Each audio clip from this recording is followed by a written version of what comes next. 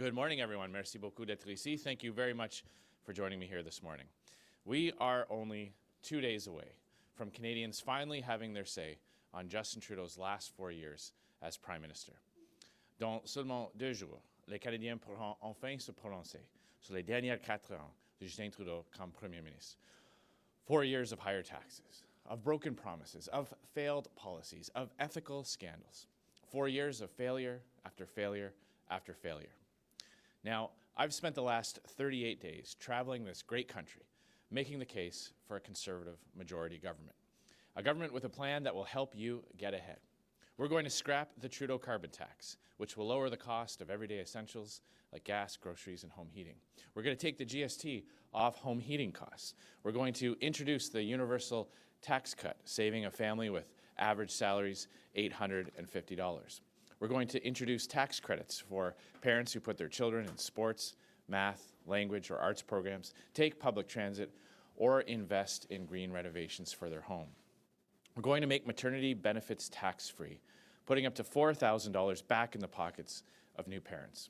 We're going to increase the age credit, helping a senior couple save an extra $300 per year, and boost the government matching contribution to RESPs by 50% to help more parents save for their kids' education.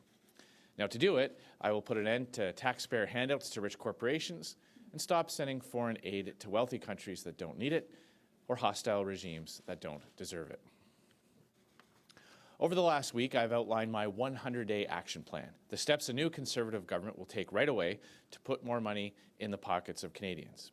I will task former BC Finance Minister Kevin Falcon and former Via Rail CEO Yves Desjardins-Siciliano with identifying $1.5 billion in corporate welfare savings so we can put that money back in your pockets. Within 45 days of forming government, my finance minister will table the Get Ahead fiscal update, which will lower taxes for Canadians before the end of the year. I'll also convene a meeting of Canada's premiers in Ottawa on January 6, 2020, to begin breaking down interprovincial trade barriers to usher in a new era of national unity and cooperation. I'll also bring in stiff new penalties for up to $20,000 for politicians who violate the Conflict of Interest Act, as Justin Trudeau has done twice. And I will repeal Justin Trudeau's carbon tax, take the GST off home heating bills starting January 1, so no Canadian is stuck paying more during another cold winter. Au cours de la dernière semaine, j'ai pu présenter mon plan d'action des 100 premiers jours de notre nouveau gouvernement conservateur et comment nous allons remettre de l'argent dans vos poches dès maintenant. Je vais demander à l'ancien ministre des Finances de la Colombie-Britannique, Kevin Falcon, et l'ancien dirigeant de Via Rail, Yves Desjardins-Siciliano, d'identifier 1,5 milliard en subventions aux entreprises. Et je vais remettre cet argent dans les poches des Canadiens. Dans les premiers 45 jours de notre gouvernement, le ministre des Finances va présenter la mise à jour économique, plus pour vous dès maintenant. Et je vais également convoquer une rencontre avec les premiers ministres provinciaux et territoriaux le 6 janvier prochain pour discuter de commerce intérieur. Je vais aussi mettre en place de nouvelles pénalités pour les politiciens comme Justin Trudeau qui enfreignent la loi sur les conflits d'intérêts. Et je vais annuler la taxe sur le carbone et éliminer la TPS sur le chauffage résidentiel dès le 1er janvier. Our plan is achievable. It's responsible. And most importantly, we'll start working on it right away. Now compare that to Justin Trudeau, who is openly talking about forming a coalition government with the NDP. Instead of getting down to work and instead of making your life more affordable, Trudeau would spend his first 100 days in backroom negotiations with the NDP, dealing away your hard-earned tax dollars so he can remain Prime Minister. Now, let me be blunt. A Trudeau-led government with the NDP calling the shots would be the worst possible outcome for Canadians. It would be a costly coalition that Canadians cannot afford. And to see what Canada might look like under a Trudeau-NDP coalition, we need only to look at the last time we had a Trudeau-NDP coalition. Between 1972 and 1974, when Pierre Elliott Trudeau and the NDP cut a deal, deficits climbed, income taxes soared 40%, and other taxes and fees by more than 60%. By the end of the 1970s, the Trudeau-NDP coalition, Canada's economy was spiraling down and debt and deficits were out of control. Canadians cannot afford another Trudeau NDP coalition. Not now. At a time when everything is already getting more and more expensive, and when so many Canadians are barely making it to the end of the month without the money running out. Now, we already know that a Justin Trudeau-led government with the NDP calling the shots would run a $40 billion deficit in year one. And don't just take my word for it. That's right out of their platforms, and it's all right there for Canadians to see. It's a costly coalition Canadians cannot afford. Justin Trudeau has made it clear he will pay any price to stay in power, and he will use your money to pay it. Justin Trudeau a été très clair qu'il va payer n'importe quel prix pour rester au pouvoir, et il va utiliser votre argent pour y arriver. And so the choice is clear. An NDP government wearing a Justin Trudeau mask that will raise taxes, kill jobs, damage our economy, and take more money out of your pockets. Or a Conservative majority government that will live within its means and put more money in your pockets so you can get ahead. Le choix devant les Canadiens est clair. Un gouvernement du NPD qui porte un masque de Justin Trudeau, qui va augmenter les impôts, éliminer des emplois, nuire à l'économie et prendre plus d'argent dans vos poches. Ou un gouvernement conservateur, majoritaire, qui va vivre selon ses moyens et mettre plus d'argent dans vos poches pour que vous puissiez en avoir plus dès maintenant. 4 years ago, Justin Trudeau made a lot of promises to get elected. He promised to balance the budget and then buried our children and grandchildren under billions of new debt. He promised to fight for the middle class, but then increased taxes on 80% of us. He promised to do politics differently, but now he's prepared to sell Canadians out in a coalition with the NDP. Time and time again, Trudeau has proven that he is simply not as advertised. And here in the GTA, more and more people are coming to that conclusion. It's the same conclusion that Leona Alislav came to a little more than a year ago. In 2015, Leona ran for Justin Trudeau as a Liberal. She believed him when he said he would be different, that he would stand up for the middle class, that he would balance the budget like he said he would, and that he would be open, ethical, and transparent like he said he would. And like many Liberals here in the GTA, she won. But as it turned out, Justin Trudeau wasn't who he claimed to be. Like every Liberal here in the GTA, Leona had a front row seat to watch Trudeau break his word, break the bank, and break the law. But unlike every other GTA Liberal, Leona took a stand. She refused to stand behind Justin Trudeau, and she saw in the Conservative Party a real voice for her constituents in Aurora Oak Ridge's Richmond Hill, who work hard, who care for their families, who are fighting to get ahead, and who just want the government to get out of their way. And so she joined our team. And on Monday, we are going to elect a whole bunch of new Conservative MPs from the GTA to join her in a new Conservative government. And so as this campaign draws to a close, and as Canadians make their final decision, I say this.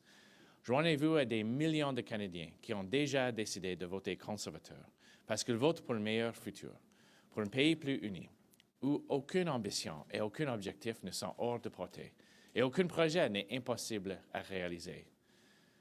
Join the millions of Canadians who are already voting Conservative because they're voting for a brighter future, for a closer, more united country, where no ambition is too bold, where no goal is out of reach, and no project too big, where Canadians from every province and territory and First Nation can take part in and contribute to our shared prosperity, and where the government gets out of your way, so the only thing standing between you and the life you want is the desire to make it a reality. So let's turn the page on a Prime Minister that long ago lost the moral authority to govern, and a Trudeau NDP coalition you can't afford. And let's choose a Conservative majority government. Let's elect MPs like Daniel Lee right here in Willowdale, MPs that will work to lower taxes and put more money back into your pockets, that will work as a part of our Conservative team to make your life more affordable, to reduce your commute times, to fight climate change by lowering global emissions while not making you pay more to heat your home or drive to work. We have a real plan to help you get ahead. It's a plan that will work. But first, we need to elect a strong Conservative majority government. And I'm asking for your vote on October 21st. Thank you very much. Merci beaucoup.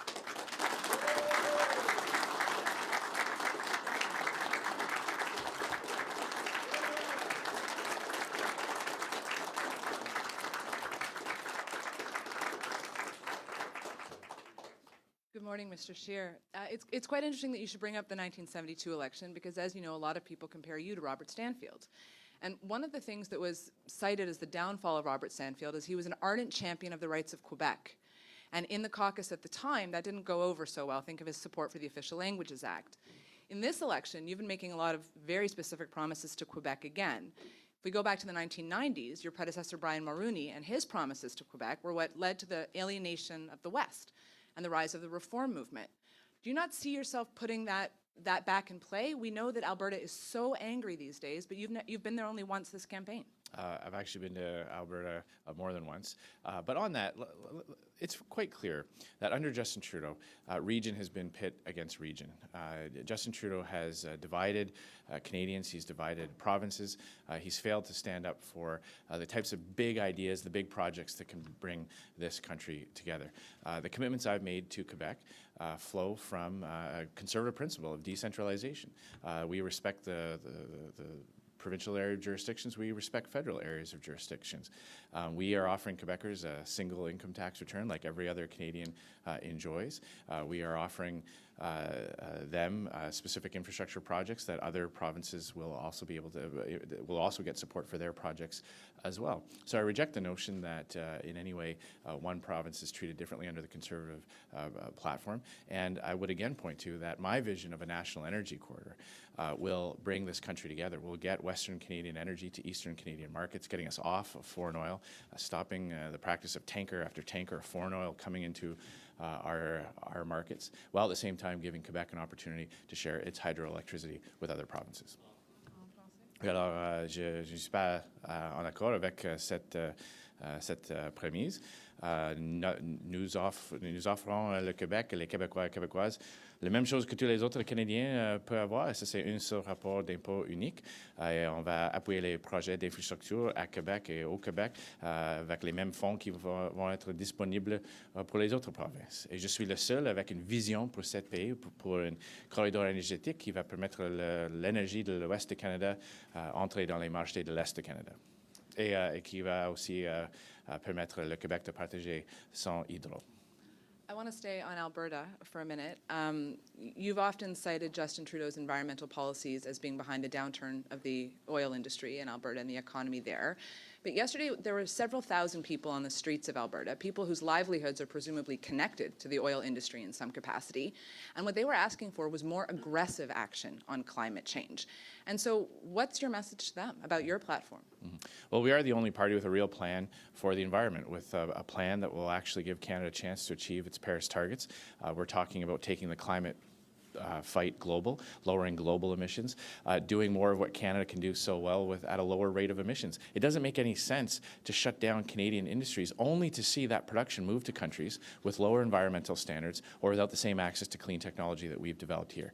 So our plan will allow Canada's energy sector to grow, the people of Alberta and Saskatchewan get back to work. All provinces benefit from that, whether it's the manufacturing sector, whether it's federal government revenues that are able to support important services, while at the same time lowering global emissions. We're also going to put more money back in the pockets of Canadians with our Green Home Renovation Tax Credit, which will lead to lower energy bills, lower consumption, lower CO2 emissions. Good morning, Christy Kirkup with the Globe and Mail. Warren Kinsella was apparently hired to do your party's dirty work in attacking Maxime Bernier with the condition that the contract wouldn't be traced back to the Conservatives. How do you think the public will perceive this? We don't make comments on vendors that we may or may not have engaged with. So to that end, did your party hire Mr. Kinsella to attack the Liberals? As I said, we don't make comments on vendors that our party may or may not have engaged with. Did you, yes or no, did you hire Mr. Kinsella? As a rule, we never make comments on vendors that we may or may not have engaged with. Bonjour, M. Scheer. Sur M. Kinsella, est-ce que c'est vrai que votre parti a engagé M. Kinsella pour Seek and Destroy, pour détruire Maxime Bernier? Notre parti, nous n'offrons pas des commentaires sur les contrats qu'on peut, on a ou on n'a pas. Est-ce que c'est vrai? Mais on ne fait pas des commentaires sur les contrats qu'on a ou on n'a pas. On ne fait pas des commentaires. Pourquoi? C'est un enjeu interne du parti. On ne fait pas des commentaires si on a ou si on n'a pas. Filion de TVA. Bonjour, M. Scheer. Sur la même veine, vous reprochez à M. Trudeau de manquer de transparence. Pourquoi n'êtes-vous pas transparent par rapport à ce dossier-là? Avez-vous, oui ou non, embauché une firme pour détruire le parti de M. Bernier? On ne fait pas des commentaires sur les contrats qu'on a ou qu'on n'a pas. Est-ce que je peux vous entendre au sujet du premier ministre du Nouveau-Brunswick hier, M. Higgs, progressiste conservateur, qui a affirmé que le Québec est l'enfant gâté de la fédération et qui verrait d'un bon œil des conditions à la péréquation pour le Québec, advenant que le Québec dise non à des projets énergétiques comme votre corridor énergétique. Êtes-vous d'accord? Alors, je ne crois pas que le Québec est un enfant gâté ou un enfant chéri. Chaque province a leur propre enjeu, leur propre défi, et c'est le rôle du gouvernement de gouverner pour tous les Canadiens. C'est la responsabilité pour le premier ministre de gouverner pour tous les Canadiens. Et ça, c'est la raison pour laquelle je vais avoir une manière collaborative, pas au lieu de la confrontation qu'on voit avec Justin Trudeau qui chicane avec les provinces. Sure, I reject the notion that Quebec is a special child or whatever the term may be. I believe that all provinces have their unique challenges, their unique issues. It's the role of the Prime Minister to address all issues that affect all Canadians, that affect all provinces in a way that brings our country closer together. That's the manner that I will take, a cooperative approach respecting provincial areas of jurisdiction. And that is in sharp contrast to Justin Trudeau, who is fighting with provinces, attacking premiers during this campaign, in court with other provinces. So Canadians can be quite sure that they'll have a government under my leadership that helps strengthen national unity and strengthens our confederation. Good morning, Mr. Scheer. Olivia Stefanovich with CBC News. Have you and or your party hired Warren Kinsella's firm to do anything this election campaign? So as a rule, we don't make comments on vendors that we may or may not have contracts with. Why can't you be transparent about that? It's just we don't offer comments on contracts that may or may not exist on vendors that we may or may not have a relationship with. You just claimed that Trudeau is openly talking about a coalition, which is not true. And you also repeated in Quebec yesterday this GST claim, which you're saying that the NDP and Liberals have this plan to increase the GST. Trudeau and Singh both said yesterday that's not true. So as Prime Minister, how can Canadians have confidence that you will be truthful? Well, he is talking about staying on as Prime Minister in the event that he doesn't win the most seats. He's talking about a so-called progressive government. He is failing to be transparent about which taxes he will raise to pay for getting the NDP support. When you look at their two platforms, we can see quite clearly that this will be a coalition that Canadians can't afford. In order to pay for their promises, they will have to raise the GST or raise personal income taxes or make cuts to important social services. And if Justin Trudeau truly believes that Canadians want this costly coalition, then he has the obligation to tell Canadians today exactly which taxes he will hike to pay for the NDP's support. C'est clair que quand on regarde les plateformes de les deux partis, qu'une coalition entre l'NPD et libéral va augmenter les déficits énormément et que Justin Trudeau doit avoir augmenté les impôts pour le pays. Il peut augmenter le TPS, il peut augmenter les impôts personnels, mais l'obligation reste sur Justin Trudeau d'expliquer clairement aux Canadiens quels impôts vont augmenter sous son coalition avec l'NPD. Glenn McGregor, CTV News. Mr. Scheer, you say you want to restore ethics to government, you want to be transparent. I find it astounding that you can't answer that basic question about whether you hired this company or not. Why does the great privacy or secrecy about this? Why can't you be transparent with Canadians about this contract? As a general rule, when it comes to what's the party general rule? matters, What is the general rule? when it relates to party matters, we don't comment on contracts we may or may not have with vendors. Why? It's we don't offer comments. We That's don't make just not comments acceptable, Mr. Scheer. on You contracts should be that able to may answer or this may not question. exist. You should be transparent about Well, this. Why can't you answer this question? When it comes to internal party matters, when it comes to contracts that may or may not exist, we don't offer comment. Bonjour, Monsieur Scheer. Vous dites que le Québec n'est pas traité différemment des autres provinces. En même temps, vous avez nommé un lieutenant du Québec, vous avez fait une tournée du Québec, vous avez dévoilé une plateforme spécifique au Québec. Est-ce que vous avez juste abandonné le fait de courtiser les Québécois en ce moment? Non, pas du tout. Nous avons des enjeux qui touchent les vies de tous les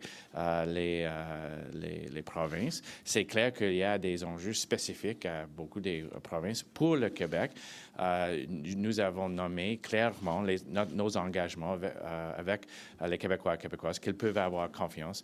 On va instaurer un seul rapport d'impôt. Ça n'applique pas les autres provinces parce que chaque autre province a seulement un. On va appuyer les projets importants important comme le troisième lien à Québec. Oui, j'ai nommé un lieutenant de Québec.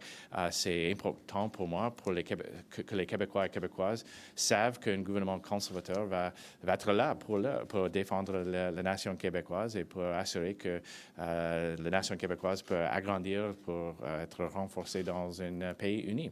Et c'est clair aussi que pour les Québécois et Québécoises, ils ne veulent pas une coalition entre l'NPD et les libéraux, une coalition qui va coûter très cher, qui va augmenter les impôts. Et ça, c'est le choix. Un gouvernement majoritaire conservateur qui va respecter les besoins de Québec, qui va baisser les impôts et rendre la vie plus abordable, ou une coalition qui va augmenter les impôts.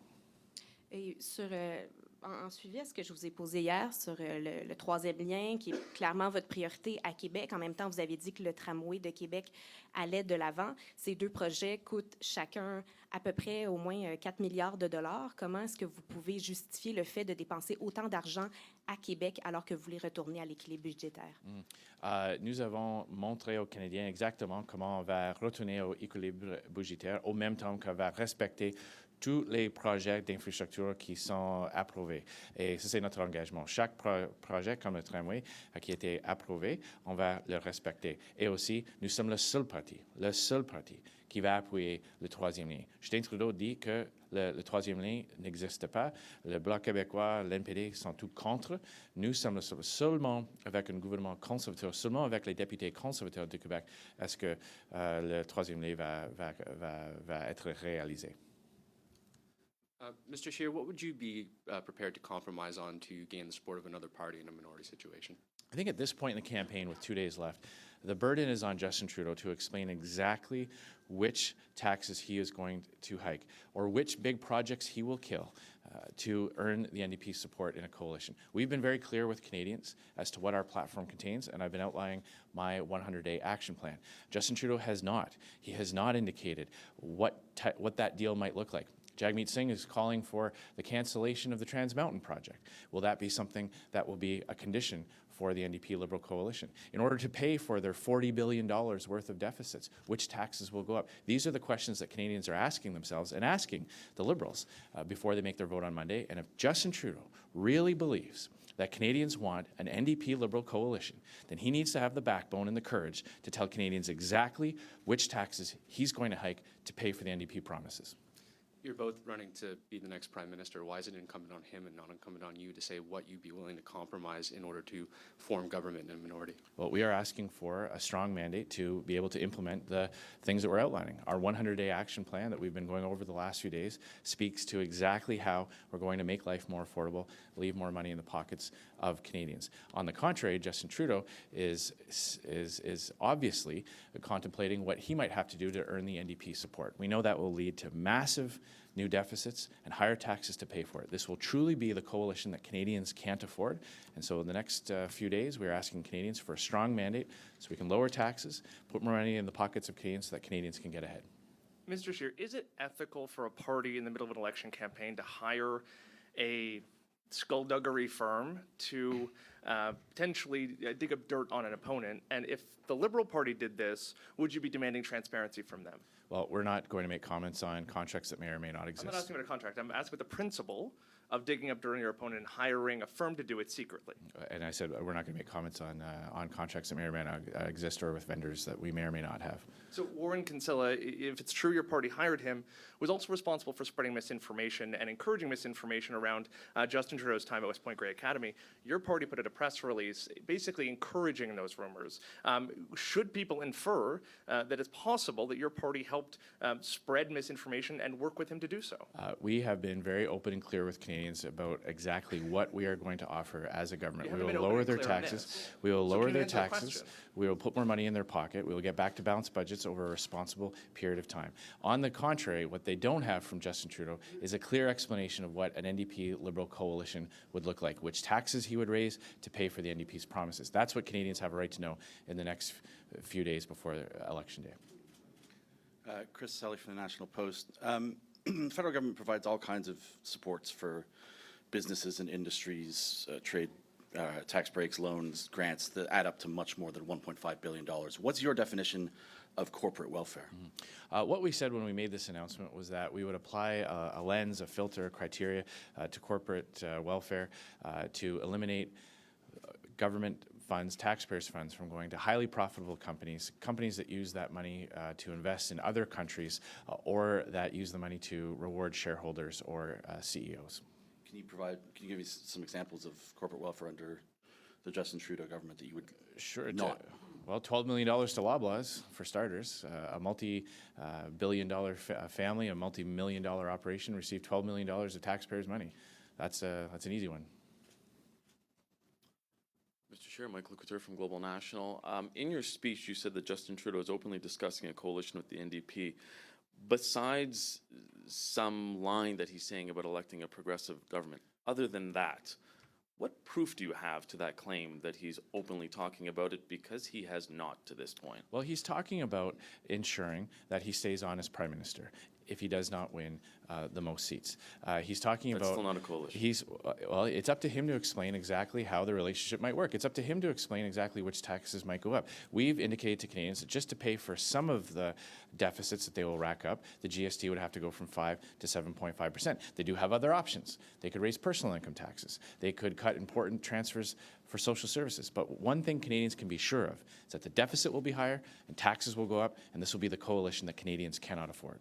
So throughout this campaign, you have talked a lot about Justin Trudeau losing the moral authority to govern. For the last 2 days, you have put out a lot of assumptions without any proof, and today you're not answering a question, which is a very simple one, over whether or not Warren Kinsella was hired by the Conservatives. What do you say to Canadians that you lack the moral authority, since you cannot answer these basic questions? We have always been open and transparent with Canadians as to what we will do as government, and that's exactly what we're going to continue to do. We're going to show Canadians in the next few days exactly which taxes we are going to lower to leave more money in their pockets so they can get ahead. And that is in stark contrast to Justin Trudeau, who has an uncosted platform, who only half of his platform commitments have PBO costing behind it, and he is refusing to come clean onto what types of arrangements he will work with the NDP, which taxes he will increase, or which projects he would kill in order to earn NDP support. I note again, Mr. Singh is talking about cancelling the Trans Mountain pipeline as a condition. A star Liberal candidate is saying that there will never be another pipeline built under a Liberal government. He needs to be open and transparent with Canadians about that before Monday, before Canadians go to the polls. Oh, as a rule, we don't make comments on contracts that may or may not exist or vendors that we may or may not have. Katie Simpson, CBC News. Mr. Scheer, you're standing here and you're refusing to deny that your party hired Warren Kinsella to dig up dirt on your opponents.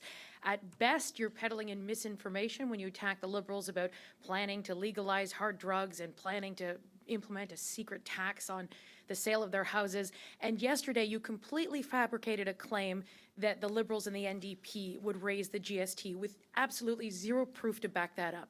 On October 22nd, when you wake up, how comfortable are you with the campaign you have run? So first of all, of course, I disagree with much of with your premise. It is quite clear that Liberals will have to raise taxes to pay for their deficits. That is as night follows day. Taxes go up when deficits are allowed to balloon and last for so long. And when you look at the fact that the Canada Revenue Agency has started to collect information on the sale of primary residences, and when you look at the fact that this is something that a senior-ranking Liberal MP was advocating for, when you look at the fact that this was a policy item that was suggested, it is reasonable for Canadians to worry about Justin Trudeau breaking promises or doing things that he said he wouldn't do during election campaigns, because we saw that in 2015 and we saw how that turned out. What I'm saying to Canadians today is that under an NDP Liberal coalition, those deficits will balloon and taxes will have to go up to pay for it. If it's not the GST, it's up to Justin Trudeau to say which taxes it will be. But it is clear, in order to pay for the NDP promises, Justin Trudeau will have to raise taxes. He has the obligation to tell Canadians which taxes he will raise. Are you comfortable with the campaign you've run? Every morning, we have gotten up and we have put forward a positive platform offering hope and opportunity for Canadians, helping to make their life less expensive, more affordable, helping Canadians achieve their goals and aspirations. And I'm very confident that as we get to work to implement our tax cuts, our policies that will lead to more jobs, greater economic growth, a better quality of life, I will be very excited to implement that, and Canadians will be very excited about the money that will be returned to their pockets. In contrast, Canadians know that an NDP Liberal coalition will balloon that deficit and raise taxes to pay for it. And again, it's up to Justin Trudeau today to explain exactly which taxes he is going to raise to pay for the NDP's promises. But just one last follow-up, Mr. Scheer. What is the rule that you have here that you can't say which contractors you're working with? We just don't comment on the contracts that we may or may not Why? have. Is it a rule you just made up? We It just it don't. We doesn't don't any make sense. comments on contracts that we may or may not have, or vendors that we may or may not have engaged with. And again, one of my colleagues asked if Liberal leader Justin Trudeau had said that, would you accept that answer? It's we don't make comment on contracts that we may or may not have. Thanks very much, everyone. Merci beaucoup. On ne lâche pas.